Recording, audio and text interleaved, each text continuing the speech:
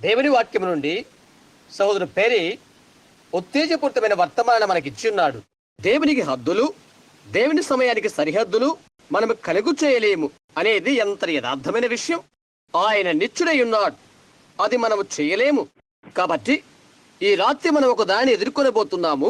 అది సంస్కారము. 3 సంవత్సరాల నుండి తూసునపట్టణంలో ఆలయం కొరకు ఎదురు చూశాము.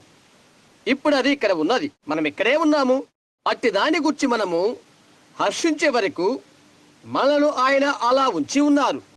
అందుకొరకై మనము ప్రభువునకు ధన్యవాదాలు చెల్లిస్తున్నాము. సంస్కార ఆరాధన ఆరంభించక ముందు ఒక విషయం మీకు చెప్పాలనుకుంటున్నాను. అదేదనగా, మనము జీవిస్తున్న మన దినాన నే చెప్పబోతుంది ఎంతైనా అవసరమేనని నేను అనుకుంటున్నాను. ఏదంటే, మన యొక్క సమస్తాన్ని ఆయనకై అర్పించబద్ధమై ఉంటున్నాము. మనము నిజంగా దేవునిని సేవించాలి. లేఖన భాగం నుండి నేరుగా జవాబు మనకిచ్చి ఆయన మనను ఆశీర్వదించిన వాడని నేను నమ్ముతున్నాను. సహోదరు పేరి కొన్ని నిమిషాల క్రితం మనకిచ్చిన రీతిగా మనం ఆ సమయంలోనే ఉంటున్నాము. మనం అందరము కాము. మనం ఎక్కడున్నామని మనము చూస్తున్నాము. మనము చేరువుకు చేరి ఉన్నాము. మనము చుట్టూ తిరిగి చూచినచో మానవ నైజము మనుషులను విడిచిపెడుతున్న స్థితిలో ప్రజలను మనము గమనిస్తున్నాము. అదేదనగా, ఎక్కువసేపు మనం ఉండలేము. సర్వ ప్రపంచము కూడా సంపూర్ణంగా పిచ్చాసుపత్రి అయిపోతున్నట్లుగా గమనించారా? అందుచేతనే మనము ఆఖరి కాలంలో ఉన్నాము. సహోదరు పెరి అక్కడ ముగించిన రీతిగా ఇవన్నీ వాస్తవంగా గుపిస్తున్నవి. చూడండి, అవే సత్యములై ఉంటే అవి మిథ్య కాదన్నమాట. అవి కేవలం మనం ఊహించేవి కావు. అవి దేవుని యొక్క వాక్యము ద్వారా నేరుగా మనకు అనుగ్రహించబడి ఉన్నవి. అవి మన మధ్య బహిరంగంగా బయలుపరచబడినవి. మనం ఎక్కడే ఉన్నామని మనం ఎరుగునట్లుగా అవి బయలుపరచబడినవి. అది ఎంత కాలం అవుతుందో మనకు తెలియదు. చేతనంటే అదే సమయము కనుగొనడు కొరకై మరలా రావలసి ఉన్నది. గమనించారా? అయితే మనం ఎక్కడే ఉన్నామని, మనం ఆ సమయంలోనే ఉన్నామని మనకు తెలుసు. దేవుని సమయంలో ఉన్నామో. ఒకసారి ఒకరు ఒక చిన్న విశదీకరణ ఒకటి ఇలా చెప్పారు. దేవుడు అతన్ని ఆ ప్రకారంగా పెట్టినట్లయితే, ఒక్క రోజు 1000 సంవత్సరాలుగా ఆయన పంచి ఇచ్చినట్లయితే, అందుచేత ఒక మనుషుడు 70 సంవత్సరాలు బ్రతుకుతున్నాడంటే దేవుని యొక్క కాల పరిమాణంలో అది కొద్ది నిమిషాలే అవుతుంది. చూడండి, 40 సంవత్సరాలు చెప్తే అది ఎంతో కాలము కదనమాట. అది ఆయన కనురెప్ప ఆర్పుడులాంటిది, అవునా? గమనించండి, అది పంచిపెట్టబడిన కాలమైతే అంతా ఎంత త్వరగా సాగిపోతుందో చూడు. ఆయనకు ఎలాంటి కాల పరిమితి లేదు. అందుచేత ఆయన నిత్యుడై ఉంటున్నాడు. శారా ఆ వెనకాల ఉన్నదనుకుంటాను. లేదా చిన్నవాడైన జోసెఫ్ గత రాత్రి నాతో, సహోదరు పెరితో ఇలా చెప్పాడు. డాడీ, దేవుడు ఎప్పుడు ప్రత్యక్షమయ్యాడు అనగా అగుపించారు. ఆయన ఎక్కడి నుండి వచ్చారు? గమనించండి, ఆయనకు ఆరంభం ఉండవలసి ఉన్నది కదా? ఆయనకు ఆరంభం ఉండకూడదా? లేదు అని నేను చెప్పాను. ఆరంభం ఉన్న ప్రజానికి అంతమనేది ఉంటున్నది. అయితే దేనికైతే ఆరంభం లేదో అట్టిదానికి అంతమూ లేదు. అయితే అతనికి 10 సంవత్సరాల వయస్సున్నది. అవి అతనికి నిండినవైతే అని చెప్పవచ్చు. చూశారా? ఒకదానికి ఆరంభం అనేది లేదు అని ఎరగకుండా అతను ఎలాగూ స్వీకరించగలడు? అది అతనికి మాత్రమే కాదు, అది నాకు కూడా, అవునా? మనందరికీ కూడా. అది ఎప్పుడు ఆరంభమైనది అన్నది నాకు పెద్ద కొలమాన లాంటిదే. ఆరాధనకు పాత్రమైన ఒక దాన్ని మనము ఆచరించుటకై సంసిద్ధమవుతున్నాము. కొన్ని దినాల క్రితము చాలా మంచివాడైన ఒక పెద్ద మనిషి దగ్గరికి నేను వెళ్ళాను. ఇటువంటిది వారికి లేదు. సంస్కారము అక్షరార్థంగా మనం పుచ్చుకుంటున్నామని అతను అనుకున్నాడు. ఆత్మ సంబంధమైన సంస్కారముగా వారు తీసుకుంటారు. సంస్కారము అనగా దాని గురించి మంచిగానే చెప్పబడినది. అంటే సంస్కారం అనగా మాట్లాడుట అని అర్థము. ఆ సోదరుడు ఈ లేఖన భాగాన్ని ఇచ్చాడు. ఇలా అన్నాడు, సహోదరు అబ్రహాం, నీవు అలా అనుకోవడం లేదా? ఎందుకు ఇదంతా చెప్తున్నానంటే, అది మంచిదేనా సహోదరా పెరి? గమనించండి, నేను చెప్తున్న కారణం ఏదనగా, మీరు చేస్తున్నది మీరు అర్థం చేసుకుంటున్నారని. గుడ్డిగా ఎందులోకైనా మీరు నడిచి వెళ్ళినట్లయితే ఎక్కడికి వెళ్తారో, ఏమి చేయనై ఉన్నారో మీకు తెలియదు. మీరు చేసేదేదో మీకు అర్థం కాకపోతే మీకు అసలు నమ్మకం అనేదే ఉండదు. మీరేమి చేస్తున్నారో, ఎందుకు చేస్తున్నారో మీరు అర్థం చేసుకోవాలి. అతను ఇలా అన్నాడు, మనము దేవుని వాక్యాన్ని తీసుకున్నట్లయితే దేవునినే మనము తీసుకున్నామని కాదా నేను చెప్పాను. అది నిష్కర్షగా వాస్తవమే, అది సత్యం. మనం ఇక్కడ ఈ విధంగా చదువుతున్నాము. అక్షరార్థమైన ప్రభురాత్రి భోజనమును కూర్చి పౌలు మాట్లాడుతూ ఉన్నాడు. నన్ను జ్ఞాపకము చేసుకుంటుక ఇది మీరు చేయుడి అని యేసు చెప్పారు. నన్ను జ్ఞాపకము చేసుకుంటుకు ఇది మీరు పుచ్చుకున్నట్లయితే, అప్పుడు ఆ సమయం అప్పుడల్లా ఆయన వచ్చు వరకు ఆయన మరణమును ప్రచురించుదురు. గమనించారా? మనం ఇప్పుడు తీసుకోబోతున్నాము. క్రొత్త నిబంధనలే ప్రవక్తేయుండి సంఘములో దీన్ని పరిశుద్ధులైన పౌలు ఏర్పాటు చేసి ఉన్నాడు. పేతురు, యాకోబు, యోహాను మొదలగు వారు, మత్తయి, మార్కు, లూకా యేసు చేసినవి శాస్త్రుల వలె వ్రాశారు. అయితే పౌలు విషయాలను క్రమంలో పెట్టాడు. అతని క్రొత్త నిబంధన యొక్క ప్రవక్త ఉంటున్నాడు. బైబిల్ గ్రంథంలోని 5 పుస్తకాలను ఆత్మ ప్రేరేపణ చేత అరణ్యములోకి వెళ్లి మోషే స్వీకరించిన రీతిగా పౌలు కూడా దేవుని యొద్ద నుండి ఆత్మ ప్రేరేపణను స్వీకరించుటకు ఇతడు ఎడారిలోకి వెళ్ళాడు. క్రొత్త నిబంధన సంఘమును పాత నిబంధనను పోలిక చేసి సరిచేయుటకు ఎడారిలోకి వెళ్ళాడు. అక్కడైతే వారికి అర్పణము చేయుటకు గొర్రెపిల్ల ఉన్నది. దాని ఇశ్రాయేలీయులు జ్ఞాపకార్థముగా ఉంచారు. వాస్తవంగా ఎగుప్తులో నుండి బయలువెళ్లి వచ్చినప్పుడు ఒకే పర్యాయం వారిని దాన్ని ఆచరించాలి. ఆ యుగమంతట్లో కూడా వారు దాన్ని జ్ఞాపకార్థముగా ఆచరించారు. సరే, రాబోతున్న వాటి ఛాయ ధర్మశాస్త్రమైనట్లయితే చూశారా, సంస్కారమును సహవాస ఆరాధనను నేను నమ్ముతున్నాను. దాన్ని మనము సంస్కారముగా పిలుచుచున్నాము. అది ప్రభురాత్రి భోజనము. భౌతికంగా ఉన్నటువంటి దైవిక క్రమములు మన కొరకై 3 అప్పజెప్పబడి ఉన్నవి. అందులో 1 సంస్కారము, పాదపరిచర్య, నీటి బాప్తిసము. అవి 3 మాత్రమే 3 యొక్క సంపూర్ణత. గమనించండి, ఆ 3 క్రమాలు మనకి ఇవ్వబడి ఉన్నవి. క్రొత్త నిబంధనలో పరిశుద్ధులైన పౌలు ద్వారా అవి మనకు ఇవ్వబడినవి అని మనము గ్రహించగలిసి ఉన్నది. మనం ఇలా చెప్పినట్లయితే సంస్కారం అనగా కేవలము దేవుని వాక్యాన్ని స్వీకరించుట అని అంటే, ప్రభు యొక్క వాక్యాన్ని తన హృదయంలో చేర్చుకున్నంత వరకు ప్రభు రాత్రి భోజనము తీసుకుని హక్కు ఎవరికీ ఉండదని నేను భావిస్తున్నాను. గమనించారా? ఎందుచేతనంటే కొన్ని క్షణాల్లో నేను ఒకటి చదవబోతున్నాను, మీరు చూడండి. ఆ పిదప మనం ఎందుకు అలా చేయరాదో అర్థమవుతుంది. అదే పద్ధతిలో నిర్ముఖమాటంగా సాల్వేషన్ ఆర్మీ వారిని మనము అంగీకరించవచ్చును. ఎటువంటి నీటి బాప్తిస్మం గురించి వారు నమ్మరు, మాకు అవసరం లేదు అని చెప్తారు. నీటి బాప్తిస్మం మనకి అవసరం లేకపోతే మనం ఎందుకు బాప్తిస్మం ఇస్తున్నాము? నీరు నిన్ను రక్షించదు, రక్తం నిన్ను రక్షిస్తుంది అని చెప్తారు. నేను దాన్ని అంగీకరిస్తున్నాను. అది యథార్థమే. రక్తమే నేను రక్షిస్తుంది, నీరు కాదు రక్షించేది. అంతరంగిక కృపా కార్యము జరిగిన దానికి బాహ్య నిర్ధారణంగా నీటిని మనము తీసుకునవలసి ఉన్నది. అలాగే గమనించారా? అలాగే మనము సంస్కార ఆరాధనలో పాలు పొందవలసి ఉన్నది. మనలోకి మన యొక్క అర్పణగా ప్రభువును మనం స్వీకరిస్తున్నప్పుడు, మనలోని ఆత్మ సంబంధమైన జన్మనకు నిదర్శనంగా అలా తీసుకుంటున్నప్పుడు, ఆయన శరీరాన్ని తీసుకుంటున్నప్పుడు, ఆయన వాక్యాన్ని బట్టి ఆయన వల్ల జీవిస్తున్నాము. మనము దాని పోలికను కనపరుచుకుంటున్నాము. ఎందుకంటే అది ఆజ్ఞ కాబట్టి. మీరు మారు మనసు పొంది పాప క్షమాపణ నిమిత్తం ప్రతివాడు యేసుక్రీస్తు నామమున బాప్తిసం పొందుడి, నేను మీకు అప్పగించిన దాన్ని ప్రభు వల్ల పొందితిని అని పౌలు చెప్తున్నాడు. మన ప్రభుని యేసు తాను అప్పగించబడిన రాత్రి ఒక రొట్టెను ఎత్తుకొని దాన్ని విరచి శిష్యులకిచ్చి ఇలా చెప్పాడు, దీనిని తీసుకొని భుజించుడి, నన్ను జ్ఞాపకము చేసుకుంటకై దీనిని చేయుడి. దీనిని తీసుకున్నప్పుడెల్లా ఆయన వచ్చే వరకు ఆయన మరణమును ప్రచురించుదురు. అందులో మనం ఇలా గమనిస్తున్నాము, రావాల్సిన ప్రజలు ఇంకా ఉన్నారు. ప్రశస్తమైన ఎంతో ప్రియమైన ఈ సోదరుడు అతను వచ్చి, నేను ఎప్పుడూ తీసుకోలేదు సోదరు అబ్రహాం అని చెప్పాడు. దాని అర్థమేంటో నాకు అర్థం కాలేదు, ఇంకో రీతిగా నేను బోధించబడ్డాను అని చెప్పాడు. అయితే గుర్తుంచుకో, ఆరంభ క్రైస్తవ సంఘములో పరిశుద్ధ పౌలు దాన్ని కూర్పు చేసి ఉన్నాడని మేము అంగీకరిస్తున్నాం అని నేను చెప్పాను. వారు ఇంటింటికి వెళుతూ ఏక మనస్సు కలిగే వారు రొట్టె విరుచుచుండిరి. అతడు దాన్ని సంఘములో ప్రవేశపెట్టాడు అని నేను చెప్పాను. గలతీ 1:8 అతను ఇలా అంటున్నాడు, పరలోకం నుంచి దిగి వచ్చిన ఏ దూత అయినా ఏదైనా చెప్పినట్లయితే అతడు శాపగ్రస్తులను గాక. గమనించారా? అదే వ్యక్తి యోహాను ఇచ్చిన బాప్తిసము ఇచ్చిన వారికి మరలా బాప్తిసమిచ్చి ఉన్నాడు. యేసుక్రీస్తు నామములోకి తిరిగి బాప్తిసమిచ్చి ఉన్నాడు. సాదృశ్యముగా ఉన్నవి 3 విషయాలు మనము చేయవలసి ఉంటున్నవి. గమనిస్తున్నారా? ప్రభురాత్రి భోజనము, పాదపరిచర్య, నీటి బాప్తిసము. అవునా? మీరు అనవచ్చు, సాల్వేషన్ ఆర్మీ అట్టి నిశ్చితను తొలగించినది అని. ఆ చచ్చిపోతున్న దొంగ అతడు చనిపోయినప్పుడు అప్పటికి అతను బాప్తిసం తీసుకోలేదు. పరలోకములో ఉన్న యేసు చెప్పాడు, అది నిస్సందేహంగా సత్యమే, అది నిశ్చయమే. అయితే చూడండి, అతడు చచ్చిపోతున్నప్పుడు మాత్రమే అతడు యేసుని గుర్తించాడు, అవునా?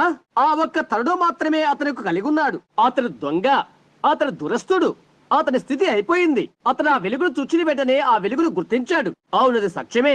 యేసు చెప్పాడు, నీవు నేను అయితే మనం బాప్తిసం పొందాలని ఎరిగి ఉండి అలా చేయుటకు నిరాకరిస్తే, అలాంటప్పుడు అది నీకు దేవునికి మధ్య ఉండిపోతుంది. అలాంటిదే సంస్కార ఆరాధనలో ఆ విషయం కూడా అలా వర్తిస్తుంది. ఈ సంస్కార ఆరాధనలో నీవు పాలు పుచ్చుకుంటున్నప్పుడు, నేనేదో ఇక్కడికి వచ్చి రొట్టె తింటున్నాను, నేను క్రైస్తవునని తలస్తున్నానని కాదు. అయితే బైబిల్ చెప్పింది మీరు గమనించినట్లయితే, ఎవడు అయోగ్యంగా ప్రభు యొక్క శరీరాన్ని తిని ఆయన రక్తమును త్రాగునో అట్టివాడు అందును గూర్చి అపరాధేగును అని గమనించారా?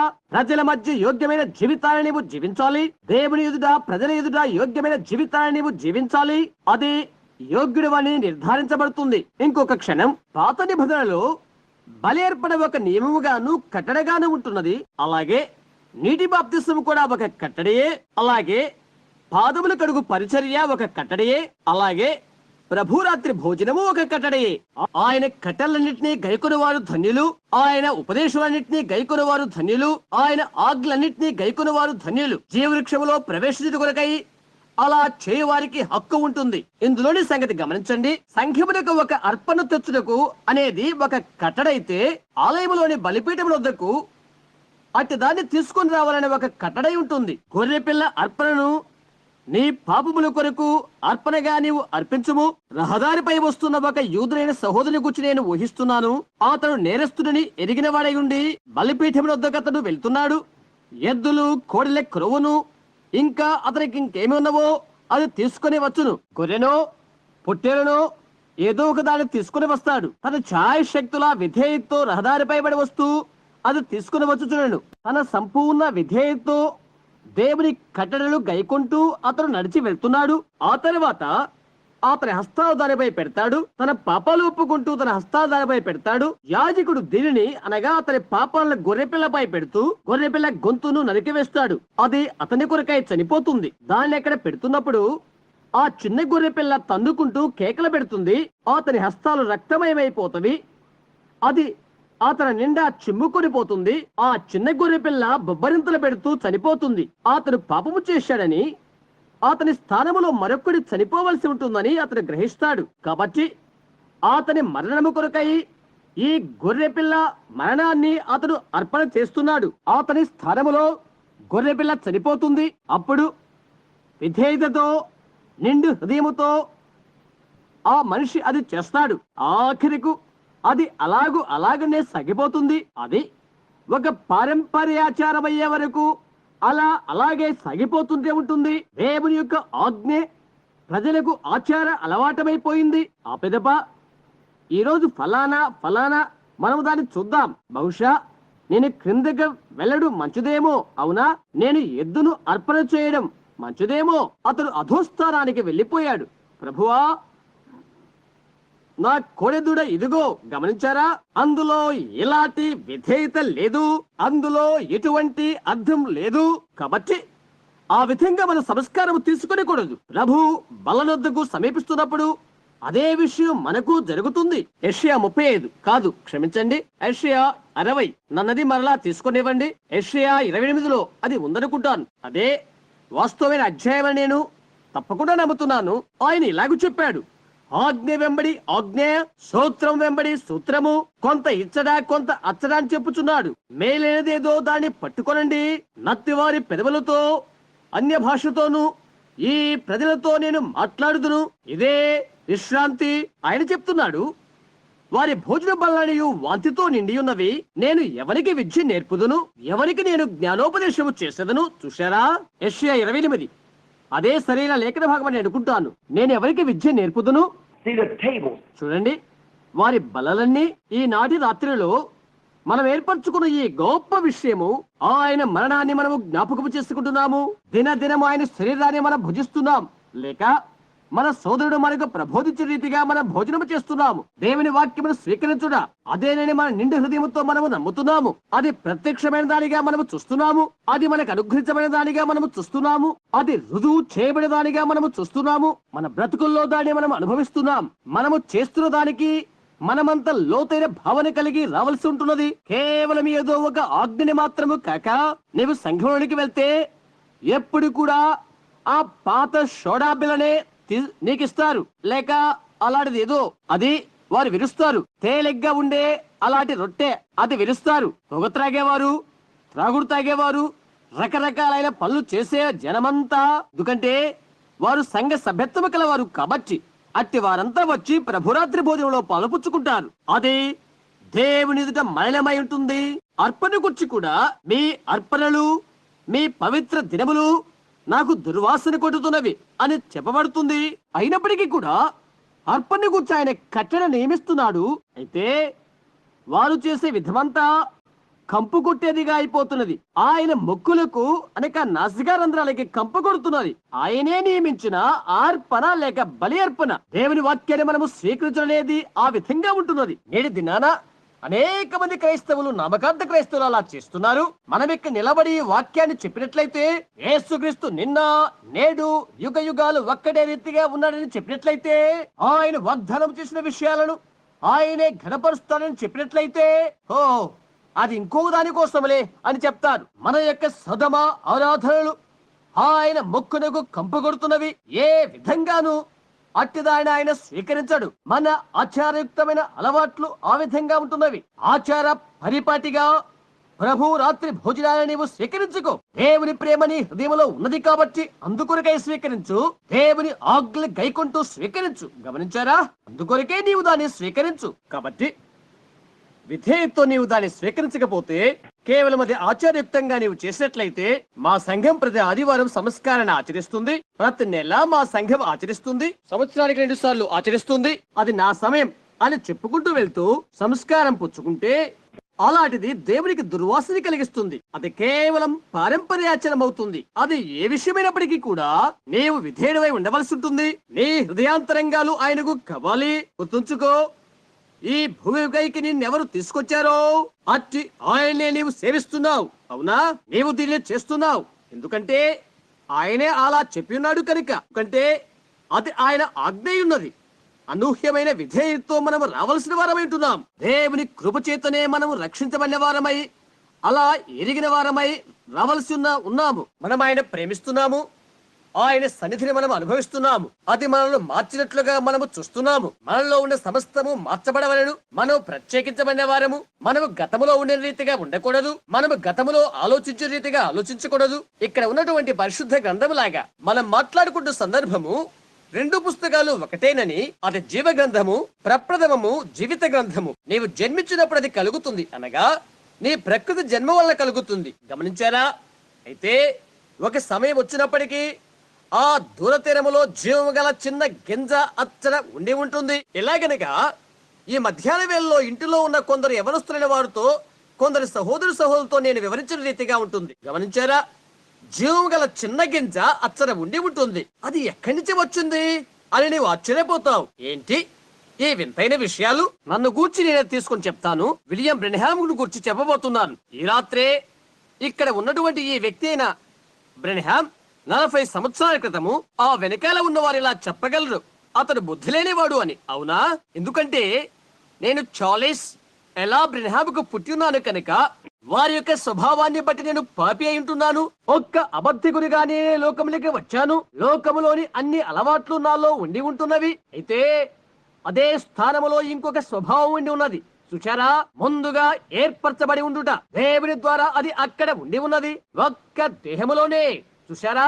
2 స్వభావాలు అక్కడే ఉండి ఉండెను. నేనొక్కరికే సరఫరా చేయగలను. అది పెరుగుతున్న కొలది నేనొక పసికందుగా పెరుగుచుంటిని. డాడా, మొదటిగా ఏమవుతుందో తెలుసా? నేను అబద్ధికుడవుతాను. ప్రతిదీ కూడా పాపమైపోతుంది. ఎందుచేతనంటే నేను అలా చేయబడి ఉంటుంది కనుక. అయితే నిరంతరము కూడా కొద్ది జీవకణము అచ్చట ఉండి ఉన్నది. నేను చిన్నవాలిగా ఉన్నప్పుడు అది నాకు జ్ఞప్తి ఉన్నది. నేను ఎక్కువసేపు మెక్కలే ఉంచను. అక్కడ చిన్న కాలు ఒడ్డున కూర్చొని రాత్రి వేళలో అలా చూస్తూ ఉండేవాడను. అమ్మా, నాన్న, వారు విశ్రాంతిలోనికి వెళ్లిపోయారు. వారి దినాల్లో వారు పాపులై ఉండిపోయారు. మా యొక్క గృహములో ఎటువంటి క్రైస్తవం అనేది లేదు. అప్పుడు అయ్యో, త్రాగడం, విందులు ఆరగించడం, తిరగడం ఇలాంటివే ఉండేవి. అవి నాకెంతగానో వ్యధ కలుగు చేసినవి. నా లాంతర తీసుకుని నా కుక్కని పెట్టుకుని రాత్రంతా కాలం గడుపుటకు అడవుల్లోకి వెళ్తుండేవాడను. చలికాలంలో విందులు ముగింపక వరకు వేటాడుతుంటూ ఉండేవాడను. తెల్లవారే వరకు అలా చేస్తుండేవాడను. ఇంటికి వచ్చి అది అయిపోయాక మచ్చుపై పండుకొని నిద్రపోయి తెల్లవారే వరకు వేచి ఉండేవాడను. అలాంటి సమయాలను కూర్చుని నేను తలస్తూ ఉంటుంటాను. వేసవి కాలంలో బయట ఉంటూ నా కట్టెలు తెచ్చుకొని గాలి విసురుకొడు కొరకై అక్కడ క్రింద పెడుతూ ఉండేవాడను. అక్కడ వర్షం వస్తే అక్కడే పండుకొని చేపలు పట్టుకుంటానికై ఆ పొలలు అక్కడే బాతేవాడను. నా కూను కుక్క అక్కడే పండుకునేది. లుకి అని పిలుస్తుండేవాడను. పోయిన చలికాలంలో నేను ఇక్కడే ఒక రాత్రి మకాం చేశాను తెలుసా. ఇక్కడున్న చెట్టు దగ్గరకు నా కుక్క వచ్చే వరకు నేను ఇక్కడ మంట వేసుకుని అలా కనిపెట్టుకుని ఉంటేని నేను ఇక్కడ మంట వేసుకున్నాను. భూమిలోకి 5 అడుగుల మంచు గడ్డగట్టుకుని పోయింది. అయితే చిన్న పువ్వు, నీవెక్కడి నుండి వచ్చిదివి? ఎక్కడి నుండి? నీవెక్కడి నుండి వచ్చిదివి? నీవిక్కడ రావటానికి నేను నాటిందెవరు? ఏ ఉష్ణ ప్రాంతం నుండి నేను తీసుకుని వచ్చారు? ఏంటి, నీవెక్కడి నుండి వచ్చావు? ఆ చిన్న పువ్వు నేను ఇలా చెప్పగలను. అది అలా ఎందుకు గడ్డగట్టిపోయింది? ఇక్కడ ఈ ఎత్తిన ప్రాంతంలో నేను అగ్నిమంట వేసుకున్నాను. గడ్డగట్టే పదార్థం ప్రక్కనే నేను ఏ పెద్ద దూలాన్ని కాల్చి ఉన్నానో అక్కడే వేడి పదార్థము ఉన్నది. నీవిప్పుడు ఇక్కడే ఉన్నావు. నీవు జీవించే ఉన్నావు. నీవెక్కడి నుండి వచ్చావు? అది ఏమై ఉంటుంది? ఇంకొక విలియం బ్రెనహాం ఉన్నాడు. గమనించారా?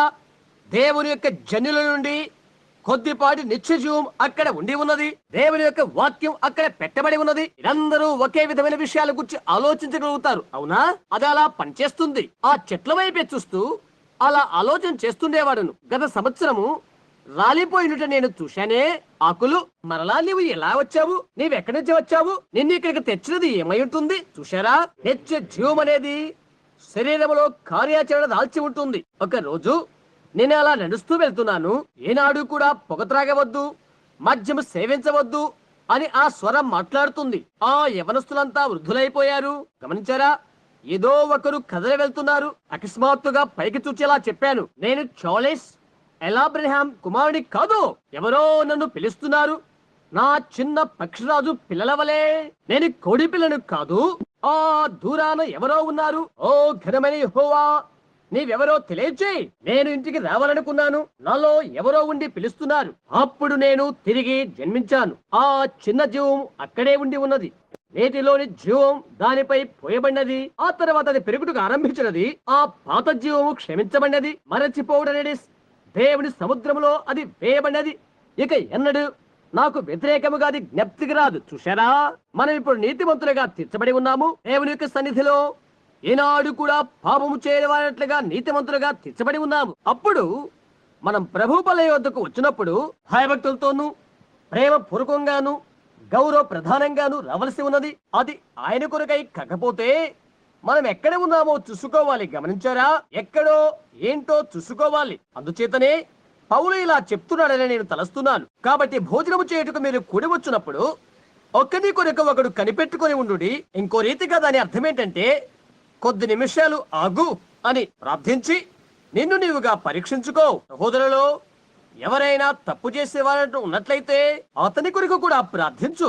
గమనించారా? ఒకరి కొరకు ఒకరు కనిపెట్టుకుని ఉండండి. కొద్దిసేపు ఆగి ప్రార్థించండి. మీకు లేక ఇంకొకరికి విభేదం ఉన్నట్లయితే అది చేయవద్దు. వెళ్ళి మొదటిగా దాన్ని క్రమపరచుకో. చూశారా?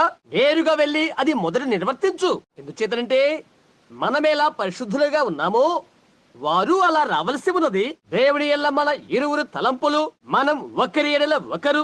ఆ తరువాత ప్రభు బల యొద్ద సహవాసం చేటు కొరకై మనము చేరుదాం. అవునా?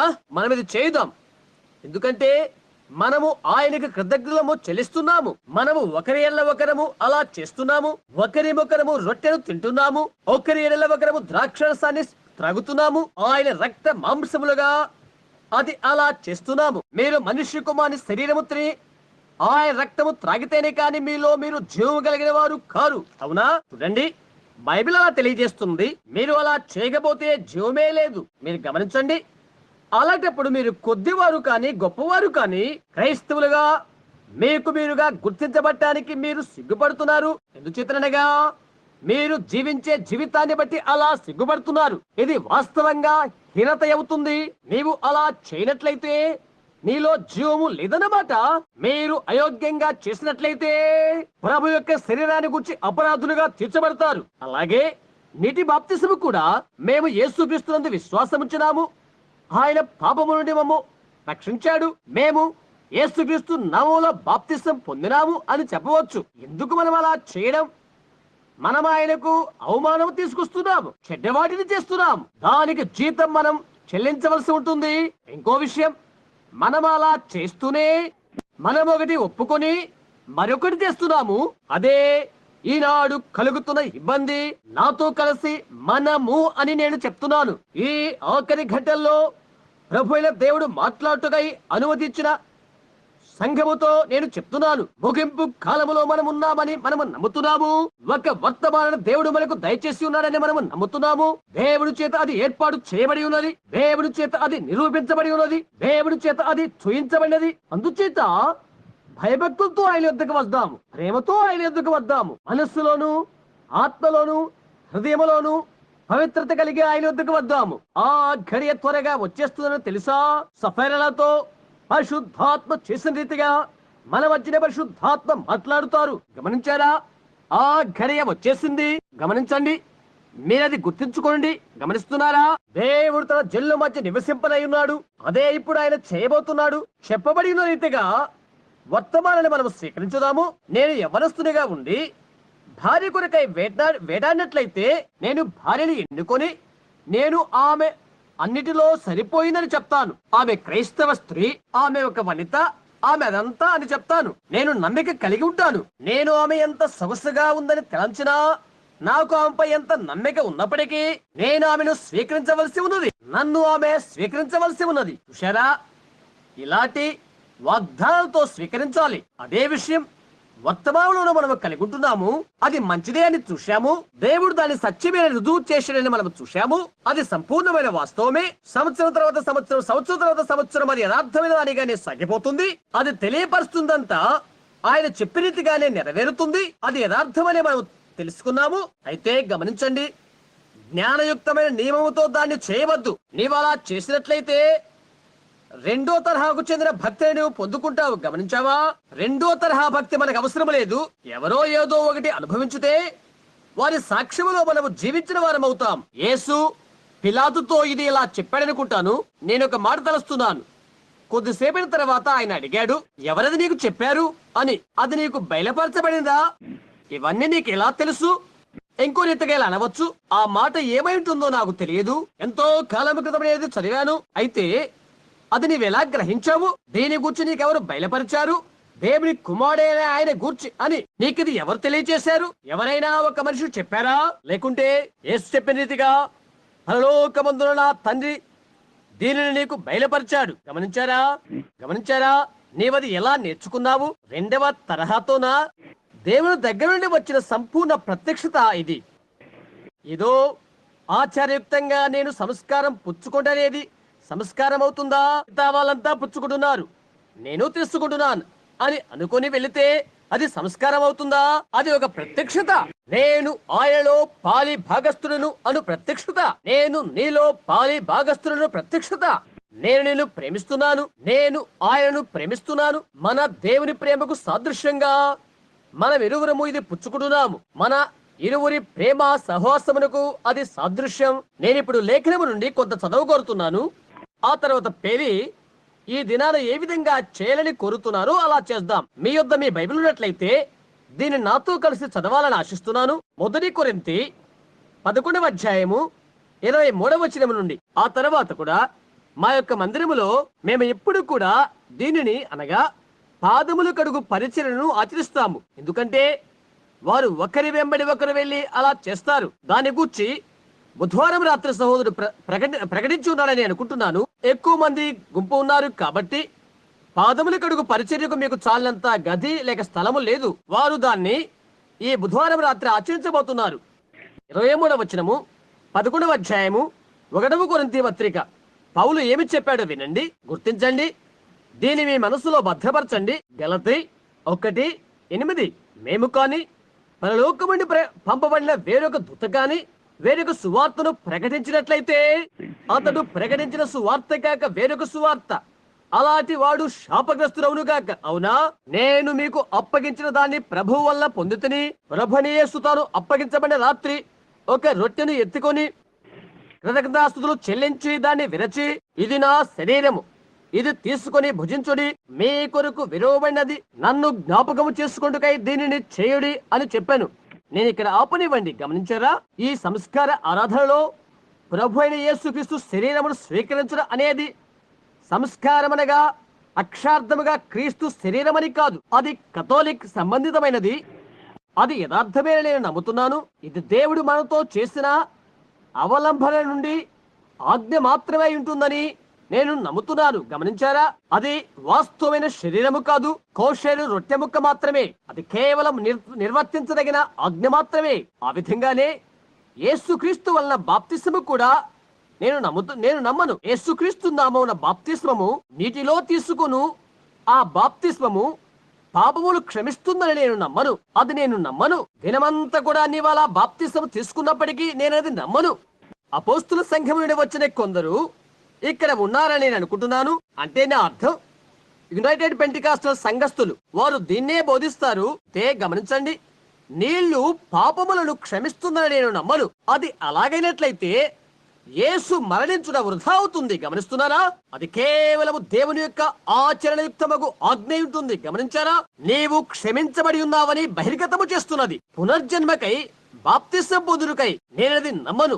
నీళ్లు పాపములను క్షమిస్తుందని నేను నమ్మను. అలాగే ఈ రొట్టె ద్రాక్షరసము ఏదైనా చేస్తుందని, అది నీకేదైనా అని నేను నమ్మను. మనము చేయాలని దేవుని చేత నిర్ణయించబడిన విధి రూపకమైన ఆజ్ఞగా మాత్రమే మనము ఆజ్ఞను నెరవేరుస్తున్నాము. అవునా? అవును, అది వాస్తవమే. నీటి బాప్తిసము అలాంటిదే అని నేను నమ్ముతున్నాను. మనం అది చేయాలని, అది మనలను బలవంతము చేస్తుందని నేను నమ్ముతాను. ఎందుకంటే మన మాదిరి కోసమై ఆయన అలాగూ చేశారు. మనకు మాదిరి కోసము దీనిని ఆయన చేశాడు. మనకు మాదిరి కోసం ఆయన పాదములు కడిగాడు. సరే, ఇప్పుడు ఆ ప్రకారమే 25వ వచనము, ఆ ప్రకారమే ఆయన పాత్రలు ఎత్తుకొని భోజనమైన పిమ్మట ఆయన ఇలాగూ చెప్పాడు, ఈ పాత్ర నా రక్తములైన క్రొత్త నిబంధన, దీనిని చేయుడి, మీరు దీనిలోని త్రాగునప్పుడెల్లా నన్ను జ్ఞాపకము చేసుకొనుడి. తరచుగా ఇది గుర్తుంచుకోనండి. మీరు ఈ రొట్టెను తిని ఈ పాత్రలోని త్రాగునప్పుడెల్లా ఆయన వచ్చు వరకు ప్రభు మరణమును ప్రచురించుదురు. ఇంతకాలం ఆయన వచ్చు వరకు. గమనించారా? కాబట్టి ఎవడు అయోగ్యముగా ఈ రొట్టెను తినునో, ప్రభు పాత్రలోనిది అయోగ్యముగా త్రాగునో, వాడు ప్రభు యొక్క శరీరమును గూర్చియు రక్తమును గూర్చియు అపరాధియగును. ఒక్క నిమిషం నేను ఇక్కడ ఆపుతాను. ఎందుకు అతను ఇలా చెప్తున్నాడంటే, మరో వచనంలో మీరు గమనించారా? అతను ఇలా చెప్తున్నాడు, మీరు భోజనము చేయుటకు కూడి వచ్చినప్పుడు ప్రభు బలలోనిది త్రాగునప్పుడు కూడా దానిని వారు అపార్థం చేసుకున్నారు. చూశారా? వారు తిండిపోతులు అవుతున్నారు. చూశారా? ఈనాడు జనం ఏమి చేస్తున్నారో అలాగే ఎలాంటి జీవితమునైనా జీవిస్తూ బల్ల ఆచరిస్తారు. అవునా? మీరు భుజించుటకు మీకు ఇల్లు ఉన్నవి అని అతను చెప్తున్నాడు. గమనించారా? మనము చేయవలసిన ఆజ్ఞ ఇది. గమనించారా? మరిప్పుడు కాబట్టి ప్రతి మనుషుడు తను తాను పరీక్షించుకొనవలెను. అలాగే చేసి ఆ రొట్టెను తిని ఆ పాత్రను త్రాగవలెను. ఎవడైతే అయోగ్యముగా తిని త్రాగునో, అలా తిని త్రాగువాడు తనకు శిక్షావిధి కలుగుటికే తిని త్రాగుతున్నాడు. ప్రభు శరీరమని వివేచింపగా చేయువాడు. చూశారా? నీవెవరు? నీవు క్రైస్తవుడు. ప్రతి ఒక్కరి ఎదుట నీవు క్రైస్తవునిగానే జీవించు. నీవది స్వీకరించి క్రైస్తవుని వలె నీవు జీవించకపోతే నీవు ప్రభు యొక్క శరీరాన్ని గురించి వివేచించట్లేదు. మన యొక్క మార్గానికి నీవు అడ్డుబడను పెడుతున్నావు. గమనించా? నీవు అలా చేయట వారు చూస్తున్నప్పుడు లేక గమనిస్తున్నప్పుడు నీవు జీవించవలసిన విధంగా నీవు అలా జీవించినట్లయితే నీవు అడ్డుబడవవుతావు కదా. ప్రభు యొక్క శరీరాన్ని గురించి నీవు వివేచన చేయట్లేదు. దాని వల్ల కలిగే కీడేంటో గమనించు. ఇందువలనే మీలో అనేకులు బలహీనులు రోగులై ఉన్నారు. చాలా మంది నిద్రిస్తున్నారు. సోదర పెరి, దాని అసలైన అనువాదం చనిపోవుట కదా. చూశారా? అనేకులు చనిపోయేది. మనలను మనమే విమర్శించుకుని ఎడలా మనము తీర్పు పొందకపోదము. చూశారా? మనకు మనమే తీర్పు తీర్చుకున్నా మనకు తీర్పు తీర్చబడదు. గమనించండి, మనము తీర్పు పొందిన ఎడలా ప్రభు చేత శిక్షించబడుతున్నాము. లోకముతో పాటు మనకు శిక్షా విధి కలుగకున్నట్లు గమనించండి. ఎలాంటి బాంధవ్యము లోకముతో మనకు లేదు. కాబట్టి నా సహోదరులారా, భోజనము చేయుటకు మీరు కూడి వచ్చినప్పుడు ఒకరినొకరు కనిపెట్టుకొని ఉండుడి. గమనించండి, ఎవడైనా ఆకలిగొని ఎడల తన ఇంటనే భోజనము చేయవలను. మీరు కూడి వచ్చిన శిక్షా విధికి కారణము కాకున్నట్లు అలా చేయాలి. నేను వచ్చినప్పుడు మిగిలిన సంగతులను క్రమపడుతును. చూశారా? ఇంకో రీతిగా చెప్పాలంటే, ఏదో తీసుకోవడానికి అలా రావద్దు. కొద్దిసేపటి క్రితం నేను చెప్పిన రీతిగా యోధులు వారి అర్పణల గురించి నేను చెప్పాను. అదెంతో అద్భుతమైనది. అది దేవుని ద్వారానే దయచేయబడినది. విధేయతతో, భయభక్తులతో, క్రమ పద్ధతితో ఎక్కడ చేరాదో ఆ స్థలానికి వారు వచ్చి ఉన్నది. ఆ తర్వాత అది ఆయన మొక్కుకు దుర్గంధమైపోయినది. ప్రభురాత్రి భోజనములకు మనం వచ్చినప్పుడు అలాంటిదే. మనమేమి చేయుచున్నామో ఎదిగి మనము రావలసి ఉంటున్నది. యేసుక్రీస్తు నామమున బాప్తిసం పొందిన కొరకై నీవు నీటిలోనికి వెళ్ళినట్లుగానే ఏమి చేస్తున్నావో నీకు తెలుసా? సంఘాన్ని నీవు ధరించుకుంటున్నావు. నీలో దేవుడు ఏమి ఉంచాడో ఆ క్రీస్తుని నీవు ధరించుకుంటున్నావు. మనము దీన్ని తీసుకుంటున్నప్పుడు సంఘానికి ఏమై తెలియపరుస్తుందంటే, దేవుని యొక్క ప్రతి వాక్యాన్ని నేను నమ్మితని అని తెలియబడుతుంది. పరలోకము నుండి దేవుని దగ్గర నుండి దిగి వచ్చిన జీవపు రొట్టె ఆయనే అని నేను నమ్ముతున్నాను. ఆయన చెప్పిన ప్రతి మాట సత్యమేనని నేను నమ్ముతున్నాను. నాకు తెలిసినంత వరకు దాని ద్వారానే నేను జీవిస్తాను. దేవుడే నా తీర్పురై ఉంటున్నాడు. నా సహోదరి సహోదరుల ఎదుట నేను ప్రమాణము చేయను, నేను శాపము పలకను, నేను ఈ విషయాలు చేయను. ఎందుకంటే నేను ప్రభువును ప్రేమిస్తున్నాను కనుక. ప్రభు అది ఎరిగి ఉన్నాడు. అందుకొరకు ఆయనే సాక్షి ఉంటున్నాడు. నీ ఎదుటనే ఆ శరీరంలోని ముక్కను తీసుకుంటున్నాను. లోకముతో పాటు నేను శిక్షింపబడినని ఎరిగి అలా తీసుకుంటున్నాను. గమనించారా? అక్కడే మీరున్నారు. అప్పుడే అది ఆశీర్వాదం. తుంచుకోనండి.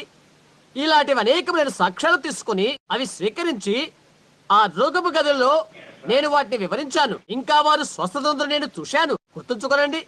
ఇటువంటి పోలికైన దానినే ఇశ్రాయేలు తీసుకుని అరణ్యములో 40 సంవత్సరాలు నడిచిపోయారు. వారి బట్టలు చినిగిపోలేదు.